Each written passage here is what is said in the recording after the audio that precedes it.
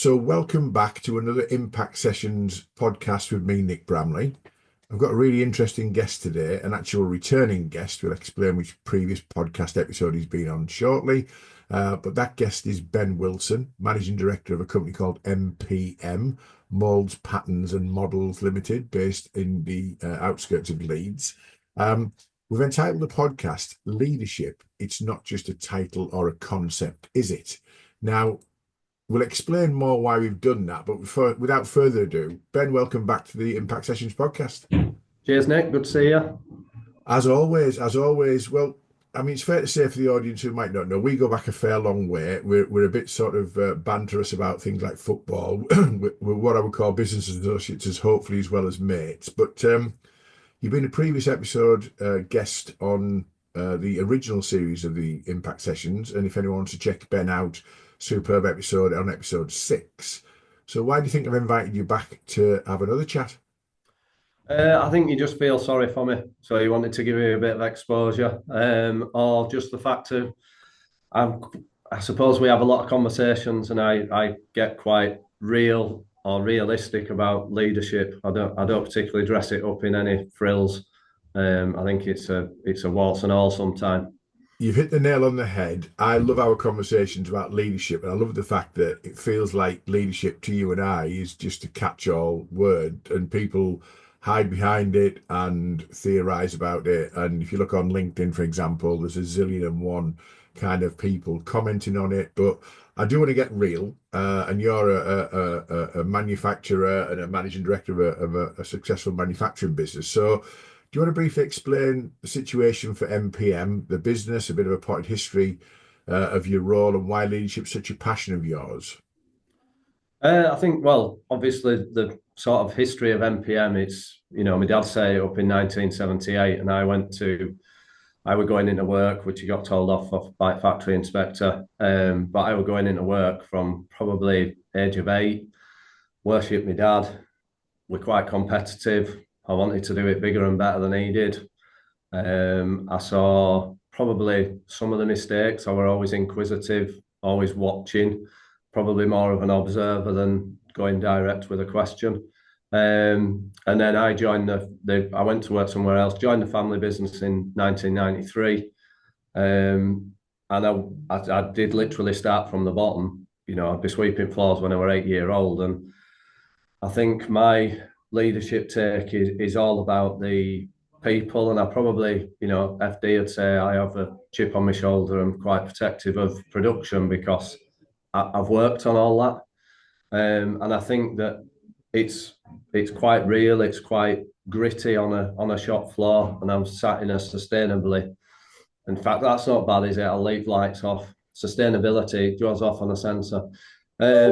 So I came in 1993. I worked with two brothers. I officially took over as MD in 2010, and then started working with a business coach. And we've taken the business from 500,000 turnover to 4 million turnover.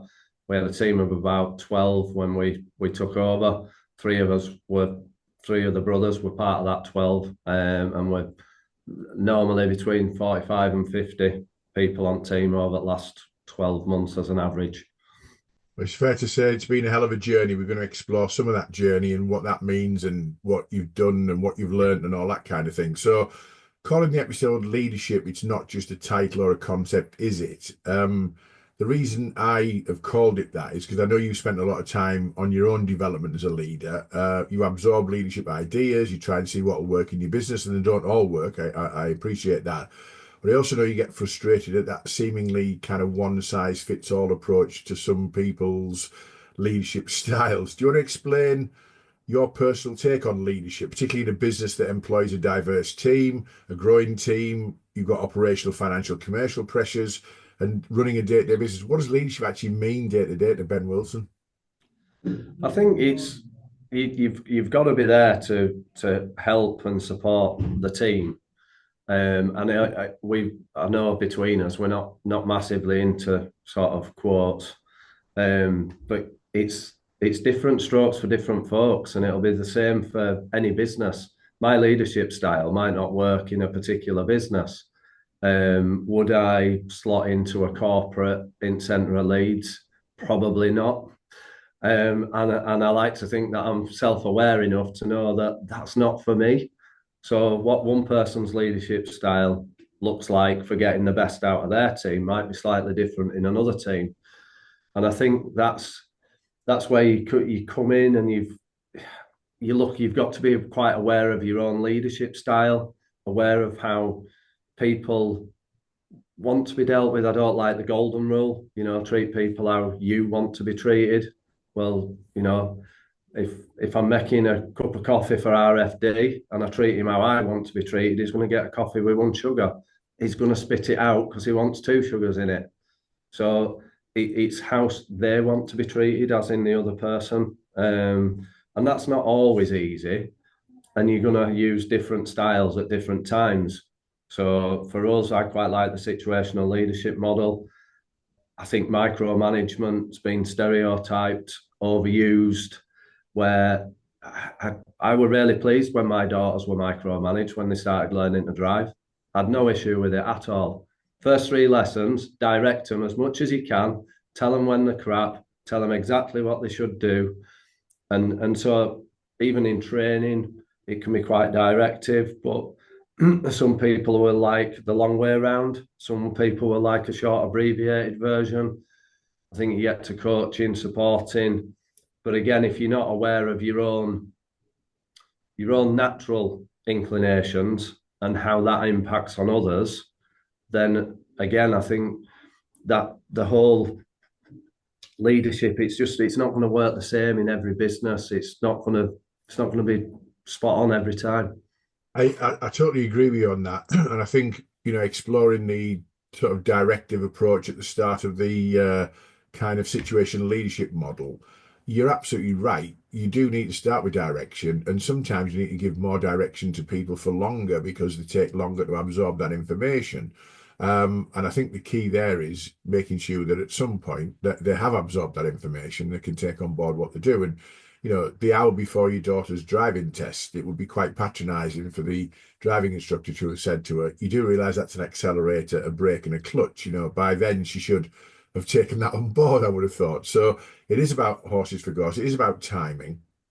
But we've talked a few times, well, more than a few times, about the concept of natural leadership versus sort of learned behavior leadership. And I know that a lot of people, and I think somewhat glibly, I would say, in my opinion on this subject, post about, or you can be a natural leader, etc. What's your actual take on, born leaders versus learned behavior leadership? I think you can be born with certain natural traits or skills. Well, not skills really. I think the skill of leadership is the bit that you learn. It's more attributes, Ben, isn't it, rather than skills, I suspect, like Yeah, that characteristics. yeah. You might look at certain football players. Gary Neville's gone on and gone into business. Some would argue that his leadership, you wanted more than one leader on the pitch. Roy Keane went into punditry. They might have all gone off in a different way. And some will have some would say that if you're not Roy Keane's type of person, some would argue that he wasn't a great leader because they would be like, look at him berating his teammate on pitch and doing this and doing that. And he wasn't everybody's cup of tea, and he's still not everybody's cup of tea. So I think I went through life, I did the quite traditional. I was born, I had my childhood, I went to school, I left school, I got a job, I stopped learning, I did my job really well, and I got better at what I did, some might say. But I sort of effectively stopped learning deeply about myself or leadership or the impact of leadership. And it wasn't until, I met Patrick Crayford, a really good business coach, and he unlocked something in me, and I went, oh, actually, I'm a bit of a dickhead at times, and my leadership, I'm sort of charging in and I think what I'm doing is right. But, you know, I spent 15 minutes telling Patrick in one session exactly why MPM weren't progressing and how it was my dad's fault and how it was Alan's fault. And I kept telling him and telling him and telling him. And, you know, I probably spent 15 minutes laying it down, thinking, I'm getting it, you know, he's getting it here, is Patrick. He's going to completely understand this. And then he just took one big pause, looked at me and just went, yeah, you know, it's all your fault, don't you, Ben? And I'm like, I beg your pardon. I've literally just spent 15 minutes telling you exactly what the issues are. Yeah. And you'll remember, we're old enough, Nick. But Kevin Keegan, to me, I was a bit like Kevin Keegan. I wear my heart on my sleeve, which to me became an excuse for telling it how it was and offending people. Yeah. And you know, I'm not saying Kevin Keegan offended people, but if he'd have been more in control of his emotions, then he may have gone on to be you know, everybody will tout Fergie as a brilliant leader, both in business and sport. Whereas Keegan just sort of disappeared. Mm. And he wearing your heart on your sleeve, you know, love him or loathe him. Gareth Southgate did a job for England. Kevin Keegan couldn't do that because he didn't. He almost just went, well, I'm me. And I think that's one of the other things, that we're all encouraged to be authentic, be ourselves, etc., etc. There'll be a quote on there. We'll listen it on LinkedIn, but you know, be authentic. Well, be authentic until you disagree with somebody, and then you get cancelled. Yeah. And the opinions now on certain things become so polar that sometimes people then tell it how it is, because it's like, well, I'm just being me. Yeah, well, just being you, and don't cut the mustard sometimes. No, So I think I'm going to explore that, Ben, because I've got the word real written down here, and real word scenario, textbook leadership, sometimes that textbook leadership about, emotional intelligence and kind of being heart on your sleeve and all that kind of thing, or even knowing stuff like situation leadership's all well and good, but surely sometimes it takes second place to getting it done. Yeah, I think we did some mental health training and last year, and one of my things, I'm just going to shut that down, Nick, so we're not interrupted by any more stupid updates. I think we can all look at mental health, and we look at the importance of it for our teams and for the people around us. And I'll always say, look, we can all be encouraged to be empathetic and, you know, check in with people and do this and do that. And I said, I completely get that. I said, the challenge is that if you're running a business, I might get a phone call from a customer, and that customer says, where's my stuff? When your product's going to stop our production line, Ben. Right, well, I'm really sorry, but I've got two people off. They're struggling mentally. They're off. I've got two people off with flu. I've got one person off because he stubbed his toe on the end of his bed. Apparently, that's anxiety and sickness now. So he's just got his day off to a bad start. So I'm five people down, and we're really, really struggling. I don't really give a shit, Ben. Where's my products? Yeah. And then you're expected then to go down onto shop floor with your team, looking at it and like, how'd it go? Yeah, they still want the stuff. So are you going to do it, or am I? Well, the reality there is that's when direction and micromanagement come in, where you're diving in to get the job done. And sometimes you might look at it and go, it's a temporary fix to a situation. I know all the theory, but the reality is we're still going to get the product out the door because the customer's kicking off, and we're going to lose the order if we don't do that. So, do you want to share with us a couple of times, maybe, or once or twice, where you've been a bit out of kilter with your knowledge? Because yourself, you're very self-aware. That's why I really like working with you. But sometimes you'll be doing stuff that you're thinking, I know this is probably wrong theoretically, but the reality is this is what I'm going to do today. Give us a couple of examples, because you do run a real business. You do run a real business with real pressures. You're manufacturing stuff. Uh, Probably an early one was with a lad called Nick Robinson. He's a team leader at MPM, and he's been at MPM 16 years now. But I did manage to make him walk out. I did manage to make him walk off site because he'd effectively put somebody on a £4,000 product that had no training records on that product, had no right to be on that product, on a very important customer's product. And effectively, I've no idea scenario based around it, but I've gone down on a shop floor. And when you see something as simple as that, I'm like, what the is he doing on that? Mm. You've got that, and that's wrong. And da da da da da da da da da da da. And in the moment, it's the result. It's right. What are we doing? Anyway, he came back. He's been here 16 years now. So, not a moment of glory, but again, Paul Williams. Paul Williams joined us in 2010. He first came to us as an MVQ assessor, and he came in and I guided him to the canteen and said, right, there you go. Where's your training room? This is it. This is a canteen. Can't work in here. I said, fine, don't work here then. And he said, but where's your training room? I said, look, you're here to deliver business improvement techniques course. If I'd done that and the business had grown and we had a training room, you wouldn't be here, would you? So this is what we've got. This is what we're working with. If you can't work with that, then I'm fine. But I've asked you to come in to deliver business improvement techniques so we can improve and grow the business. Anyway, we had a good old tussle, metaphorically, and we've been friends ever since. But in that particular scenario, I might have been a little bit calmer. I got the result, but that were in early days of meeting Patrick.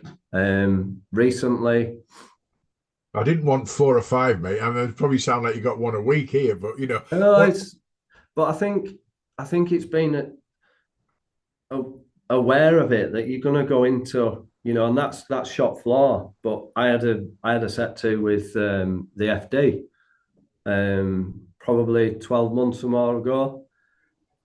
But it was very much, well, we can do this in the office. So, well, what do you mean? Well, this and this. I said, you wouldn't allow that on shop floor. Well, yeah, but office and shop floor is different, isn't it? Not in a lot of things. No, it's really not. Yeah. If literally in manufacturing, a lot of the time, if you see somebody stood around idle, you'd be going, what they're doing? I said, so in an office, you shouldn't have idle. There shouldn't be idle time, really. Yeah. You can get. And anyway, Paul's competitive and stubborn. I'm competitive and stubborn, and everybody just sort of stuck their heads down in office. And there were expletives, and Paul even said, "Don't talk to me like that." And I was like, "Well, don't have a go at me. You're a bit protective of production." And I'm like, "Well, if I don't protect them, and the people don't stand up for, inequalities, in my opinion, I like a level and fair playing field, but." It were almost like we fought like cat and dog. But I was the first to say, I love the fact that you challenged me. I got my communication wrong. Mm. I wouldn't change what I said, effectively, just the way in which I said it, and apologised.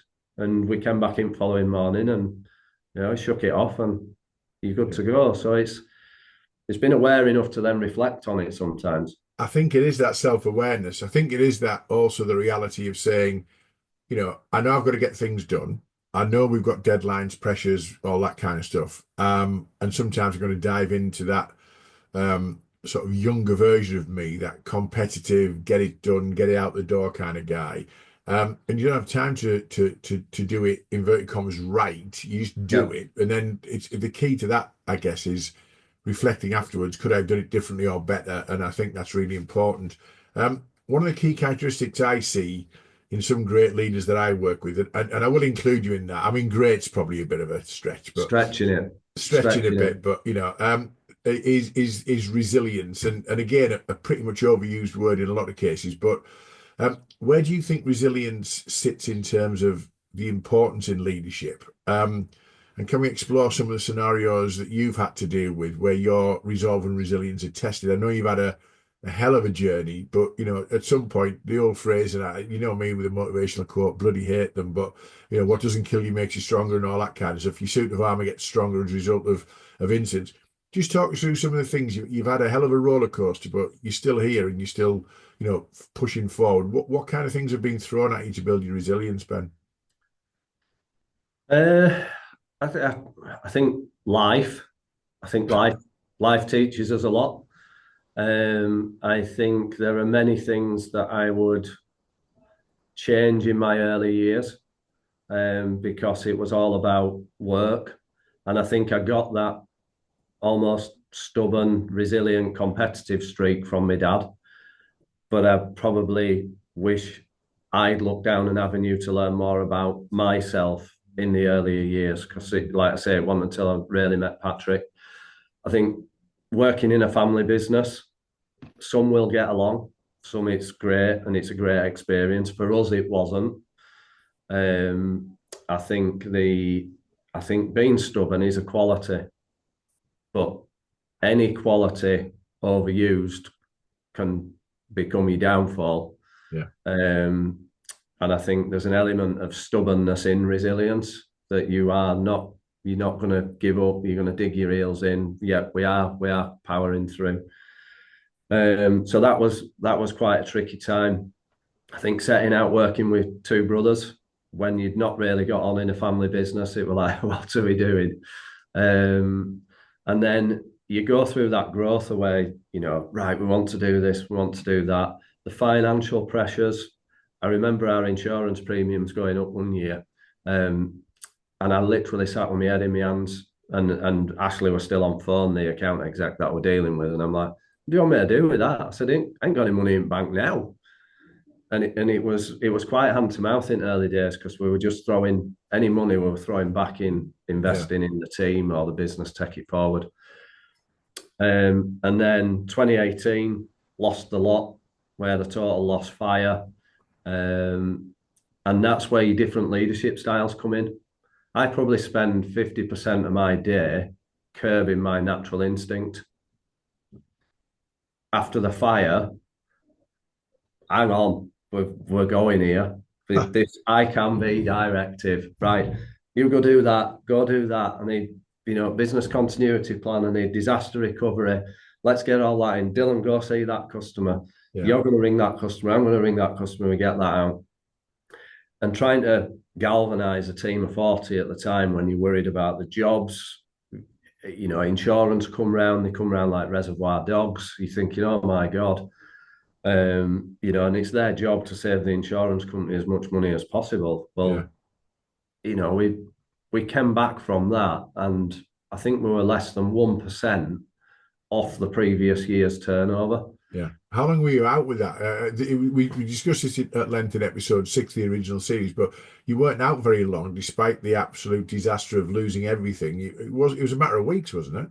9 days we were in another building, which we were fortunate there. But then within, I think, 3 months, we were back up to our average weekly turnover. Yeah, brilliant. And then you get through that, and I'd say life teaches us a lot, and it's not fair. That was February 2018, and my youngest brother passed away in 2019. And then, you're coming back from that, and people deal with it in a different way.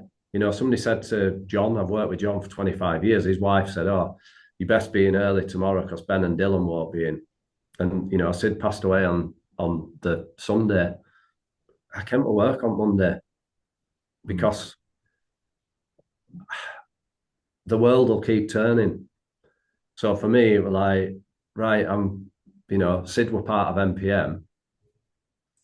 Yeah, it's a sad, awful time. But for me, it was like, well, I ain't letting any customers down. I'm not letting team down, and I can't do a lot. When we needed to be there for family, my mum and dad, it's on you. And you're probably not letting the memory of Sid down, and everyone also deals with grief differently, don't they? Yeah, So yeah, it's a personal choice of how you do that. Some people might have looked at you in a strange way coming in on the Monday, but for you, it might be your coping mechanism. It might be, you know, better than sitting at home and dealing with it in a sort of isolated way. But again, after that, so you've had 2018, 2019. We all know what happened in 2020, global pandemic and then supply chain issues. How did, very briefly, because I think everyone's raked over the coals of COVID for a long time, but you were manufacturing and you had supply chain. You're not a service issue business, selling time and expertise. You're selling products that you make from raw yeah. materials. How bad was that time in 2020, 21? Uh, Probably worse than 2018. Yeah, So the fire, we knew what we were dealing with. So probably a bit like getting in a ring with Mike Tyson. In 2020, it was like getting in a ring and boxing a shadow right. because he didn't know it. There were a lot of opinions. There were a lot of polar opposites. The work from home. I refused to ask anybody to come in on our factory floor and me not be here. Yeah, So if the team were going to be here, I were going to be here. But it went from the emotional roller coaster was tricky because everybody wanted to come to work in the early stages, and yeah. then the government announced furlough. Well, I've never seen people want some time off work quite so quickly. So you think so it went from right, we're coming to work to Ben's trying to kill me, granny, my daughter, etc., etc. And it felt quite personal. And it's like, look, nobody knows what's going on here. Yeah, And 2021, just raw materials. Like I say, you get a certain level of patience from customers. And I think we got sympathy in 2018 after the fire for 2 weeks. yeah. And then it was, Ben, when are we getting products again? What are you doing about our molds? What's Yeah, happening with insurance? What's this? What's that? And you got probably 2 weeks grace. And yeah, that was from losing everything.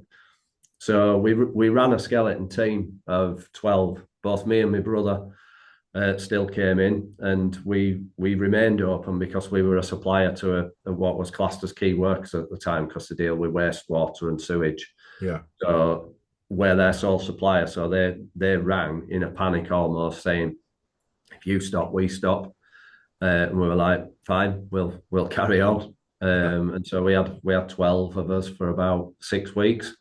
Some of the easiest leadership weeks I've had because we just had a great team in. Um, he just came in and went, right, let's do this. Are you on that? Are you on that? And it was quite a weird time. Yeah. Just, Um, just, just on the last subject on resilience, because all of this does build that sort of strength to keep going. But I know you described last year, 2024, as your most draining ever, and I was really intrigued by that word draining because you're like a bloody Duracell buddy. You're in early, you're at the gym, you work hard, you cycle, you keep fit, and all that kind of thing. So for Ben Wilson to describe the year as the most draining ever, what was the score with that, and what challenges were you facing, and how have you got through that? um, the an element of self-awareness because I had to be quite conscious of what I was doing. Again, you can get it on any social platform or in any conversation about delegation, letting go, failing fast, etc., etc. Well, failing fast sounds brilliant, sounds great, until somebody tells you that they went bust and they took another family business down who had been going 50 years, but because their management of their business were poor, they've just ruined another family business and setting them down with them. So in context, it all sounds, or without context, it all sounds brilliant. Yeah, fail forward fast, fail forward fast, fail forward fast. Yeah, but how are you impacting other people? And is it just because you were bloody stupid? Yeah, Because not every failure is a conscious thing. Sometimes it's conscious. Sometimes it's just because you're a bloody idiot. And it were a bit like that for me, where I had we were doing some work, and I had a leadership coach come in. I will say that we didn't particularly get on, because it was you shouldn't be on shop floor. And they were like, well, I beg to differ. It's my business. Hang on, going back to that, you can't have a coach relationship if you don't get on, though, can you? It just doesn't work, does it? No, no. So it was. I'd probably been through 15 years and the cycle of, the total lost fire, everything of building the business up. And then there were certain things where he can delegate, let go. Now, the challenge for me is that I've come from bottom up and shop floor. So if a customer rings and they've got a problem, I take it quite personally, like I'm the pub landlord that's pulled the bad pint. Yeah. Because I know that they know that I can sort it out. And so, again, when you come down to that empathy and thinking about, oh, he's a tosser or he's a shit leader. And it's like, right, what's going on in his day? We're all encouraged to be empathetic with everybody else. Yeah. But is there any money in bank? Is he worried about your job because there's no orders? Yeah. Are we making money? Have we got customers breathing down our necks? And so it was, I actually, and genuinely, if you've not read it, just read Six Working Genius. But I laughed, led on the beach reading it, and my family know how much I'm into development and learning. And they said, "What's up with you?" And I said, "This guy's me." And they said, "What do you mean?" I said, "He's getting home. He don't want to talk. He's done." Yeah. I said, "But he's working on things that aren't what he enjoys." And I think I'd powered through with resilience to work on certain things that I did because they needed doing, but I were a little bit sick of devising the plan, strategy, yeah. And then I felt like I was getting dragged back in, and we're dealing with issues on shop floor that I might have been dealing with 5-10 years ago, but they needed dealing with. And it was my competitive streak, but I could literally stand there after the first month and go, there you go. Yeah. You couldn't do that. But literally everything from an operational point of view and results dropping out in financials, it took, 4 weeks, but I went quite directive. Yeah. And I felt that we'd got a little bit sloppy in areas. So again, in isolation, in complete isolation, this sounds absolutely bonkers, but nobody knows the context of what went before it or the conversations that go after it. I literally told 3 people I wasn't bothered if they didn't come back in the morning. I said, you can all leave tonight. I can do your list. I can do all your work. And I'm down here and I'm in my shop floor gear. No issue. So you either need to work with me or just don't come back in the morning. And I'm fine either way because I can overcome whichever side of that it is. Right. They were all back. Yeah. We're all back, and team retention is better in the last 2 years than ever previously. So there's an element of, like I say, in isolation, some of the stuff I come out with, it's like, you can't do that. And I'm like, and somebody said last year, do you not think, Neil Warnock's type of management's a bit out? And I'm like, one, you don't spend any time with me. You've got no idea. You've got one snapshot of me going, I don't care if you don't come back. Yeah. So, but you've no idea what I said to him before that. You've no idea about the results I went through. You've no idea of the training or coaching that had gone before. So yeah, would I say it were a perfect way to deal with it? In hindsight, yeah, because everybody came back and we turned the corner. Yeah. Right then, no. But in every leadership book I've ever read, it doesn't say lose your shit in the middle of the shop floor and tell it how it is. The reality of that, though, looking at real leadership, it's still about getting results for you, for the business, for your team. And sometimes you make difficult decisions, have difficult conversations and what I would call non-textbook stuff. Just want to explore a little bit. You touched on there, I'm a big fan of reading stuff and personal development. And I know you are an avid sort of personal professional development person. why do you place such emphasis on that? And aren't you just too busy to learn? Why don't you just get on with stuff? Why do you keep learning? I think because the world evolves, and I'd probably look back at that, 15 years leading up to me meeting Patrick, and I look back and I think I stopped being interested in myself, and I stagnated. So I look back at that and think, well, why would I waste that 10 years of my life and now waste another 10? So I think there's so many different viewpoints, opinions. What works for me might not work for you. What works for Kaylee might not work for Jake. And I just see it as, I used to get wound up in traffic. Again, Chimp Paradox, great book. But I use that to go, well, actually, when I'm stuck in traffic, I'm just going to listen. I'm just going to start getting audiobooks because it's not dead time. So I can just learn, or I can do a podcast, and it's, that has hampered other areas. My brother-in-law will constantly send new bands and new music through.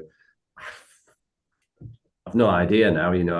I properly look old, and we had a bit of a exchange the other day, and it's like, Pink Floyd. Some people Pink Floyd, and it's like, well, yeah, but they're sort of me, one of my favorite bands, and blah blah blah. So I don't do as much music. I'll stick an audio on. I'll always be reading a book at home. Try not to overwhelm it, so I never like a stack. I like to have a book, finish it, get another one. Yeah. I'm a bit like you in terms of in the car, and I do a lot of miles. I listen to podcasts. I don't listen to audiobooks. I listen to lots of podcasts on subjects I'm interested in. And you sort of think about that dead time, as you say. But the reality is sometimes they just wind you up and you're sitting in traffic, getting wound up by the podcast as well, Yeah. aren't you? Yeah. So that doesn't help the mood, I don't think. No, I think you've got to know, be self-aware enough to know when to dial it back. So I know that if I'm getting on with a book, like I've got one audio book, it's particularly heavy. Yeah. I've listened to that I've nearly got to listening through it twice. I'm like, it's a bit full on, is that? I'm gonna have a week of music. Yeah. And we both know Paul Lillywhite, and I had a coaching session with Paul, and we spoke about my happiness and the drive, and some things that were affected, they were putting things out of kilter. And he said, just have a month off. Yeah. Just have a month off where you just listen to your music. Don't read anything at home. It was just before I went on holiday at one point, and he said, take something that's not business or leadership or spiritual. He said, just take something that's you're not going to learn anything from it. Yeah. God, I took a book. Not for me. That was the worst bit of advice he'd give me, because after 80 pages, I went, I ain't reading that anymore. I'll be honest though, Mills and Boon, probably not your genre, mate. I think you've probably Not for me. No, not for chosen me. badly. Okay. Yeah. I'm going to talk about self-development goals. I know in 2025 that one of your goals is to find a few speaking opportunities. And I know you're a really sort of humble Yorkshire guy. And I think you have said on a number of occasions, I've got a lot of ideas and a lot to share, but who would want to listen to me, kind of thing. But I think you're really real. I think you're really kind of down to earth. And I think, and I'll be honest with you, a certain audience will get you. I'm not sure I'm not sure you'll be speaking at the Bank of England annual conference or whatever in white collars, but I think there's a lot of businesses, would really get you. What can we do to help with that ambition? And what are you looking to do in terms, what's your realistic ambition around speaking opportunities? Because I think there are plenty out there. How do we help you get there, Ben? One, I'll always go and look for feedback. It's like, I might think that I'm quite engaging at times. I think I'm relatively overwhelmed by a lot of things in life. So if somebody sees one side of me, they go, he's miserable, isn't it? I've got a really good friend through business, but Paul Haig, he'll often take mickey out of me because I'm just so dry and miserable, as he says sometimes. But I think the passion that drives it is I see a lot of business presentations or leadership presentations, and it's quite often a really big business or corporate. A lot of SMEs can't resonate with that. I've been to Industry 4.0 events and this, that, and other, and they'll wheel somebody out from IBM, Yeah. and they're tracking an Airbus wing across a factory in a country and this, that, and other, and you've got all this digital data and stuff. I'm like, that don't mean to me. And Arthur, it's like, how do you boil it down so that it resonates and you think, right, I can do that? So I think for me, if anybody can help, it's more about if they hear of opportunities and they think they want to hear from a miserable Yorkshireman who's going to share a few real life stories that can help an SME on the way or help a business owner or a leader. It's, for me, it's not about title. It never has been. I remember one individual, he pestered me for the first 2 weeks of being at MPM on factory floor. And he's like, what am I going to be? And I'm like, look, they used to say cleaners, now they say hygiene technicians. Yeah. I said, you can call yourself managing director for all I care. I said, because I just come to do a job, not bothered what my title is or what your title is. Yeah. So I suppose it's just anybody out there and my contacts where it's, I think often it's somebody giving you a nudge. We'll all have somebody that's inspired us or helped in some way and gone, great, get yourself forward. And there is an element of fail forward fast to that because you're going to go on and make a right ash of it at times. Well, I've just thought of a brand for you then. So we've got Ben Wilson, professional Yorkshireman. There you go. That'll do. Yeah, there you go.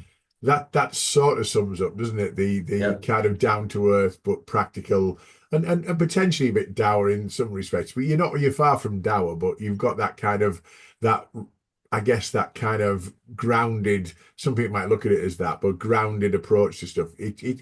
I always found our conversations interesting. I've always found, this podcast again, we're exploring areas that people might find different and realistic. So I'm quite happy to work as a pimp to try and get you some speaking gigs as part of this podcast series, Ben. I think some presentations are a bit dry. I do manage to hide my miserable side sometimes when I'm, maybe presenting. But it's sometimes it's a little bit dry for me. And I took two apprentices to a presentation for apprenticeships, and unfortunately I'd left the room thinking I had 5 minutes just to nip to gents and check my messages, and somebody came rushing out as I were heading back. You're on. And I went in, and the two apprentices, Harry and Jake, were stood up front already with the microphone. I'm thinking, oh my God. and I said, obviously I apologised. I said, I never should have left you in that position. They were like, no, it's right. It was good fun, really. I'm like, but what did you say? And then he said, well, we didn't say much. And then they put your opening slide up, and he just turned around and he said, there were two pictures of the planet, and I just had to turn around with the microphone and go, nope, I ain't got a clue what he's going to talk about. But it was, I wasn't there to sell MPM. No. I wanted to be there to add some value for parents, teachers, and the potential apprentices that were there in regards to life. Really, yeah. It's tough sometimes. It isn't fair. I know your feedback on episode 3, Emily Marner, on this new volume 2, episode 3. She's championing apprenticeships in engineering and construction, and your feedback was really positive. Anyone that's helping to do that is worth it in your book. So I know you're a passionate guy about that. I've got a final question for you, Ben. Do you have any words of wisdom or sage advice for people in leadership and development terms for either fellow leaders, aspirational individuals who are trying to make the most of their potential, or people looking to sell their expertise into a real business? And the last one we'll keep separately. What's your words of wisdom for leaders or aspiration leaders, first of all, what would you say to them as an experienced real world leader in practical terms? I think there's a be yourself. I think you've got an issue where people do say be authentic and then you get shot down. Yeah. And I think the aspirational stuff, when we took over, I was go, go, go. And there were certain businesses and people that I maybe saw as aspirational. And then I'd learn a bit more and I'd be like, no, actually, I just want to be me. And I've maybe got sideswiped by thinking, well, I need to be like that. And then you get down into nuts and bolts of it, and it's like, no, it's not that great. So I think even as a business or a leader, don't be a me too business, but also copy with pride. You know, if I see somebody that I respect and I think they're better than me, I'm going to watch them. You know, I've been to enough presentations with yourself, Nick, and I'll study what you're doing Really? because I think you're engaging, you keep it real. It's edgy at times, but it's to me it can resonate. So I'd watch that, but I'd also watch somebody else up presenting and think, right, I like that, but I want to be me. Yeah. But there's nothing wrong with looking on to somebody that you respect and think is better and think, actually, I watched that other MD present and to their team, and you know, I've been into other companies and sat in a meeting just to see how they ran the meetings, because I've been at MPM for 30 years. I'm like Brooks off Shawshank. Yeah. It's like literally, I'll be walking like him soon as well. But you're almost, if I don't look outward, you become institutionalized. But then if I don't look inward, I'm not learning about me. Last one. I know that you engage lots of people, not over the years, it's experts, external support, coaches, training providers. You go to lots of presentations, etc. You'll have seen the good, bad, and the ugly in all of that, I would imagine, over the years. Yeah. Have you got any advice for people looking to sell their expertise, inverted commas, into a real business? Because I think, from my viewpoint, it's got to, it. You see people who just get it wrong. But what's your advice for anyone who's got an aspiration to work with real businesses like yours? Uh, make it real. You've got people jump in too quickly. They don't work on building that relationship. And even as a coach, if somebody asked me to go coach a business, I know you're laughing in your head thinking, who the hell's going to ask you to do that? But if somebody said, you know, go work with this business, I'd probably want to see them 3 times to know that it'd work for me. Yeah. Because if it don't work for me, I'm not going to be able to add that value. Yeah. And there's too many where, you know, it's like, oh, if we agree on this today, it's going to cost you so much. And you know, I've even said that previously to somebody. I'm not going to do that. I always go home and sleep on it.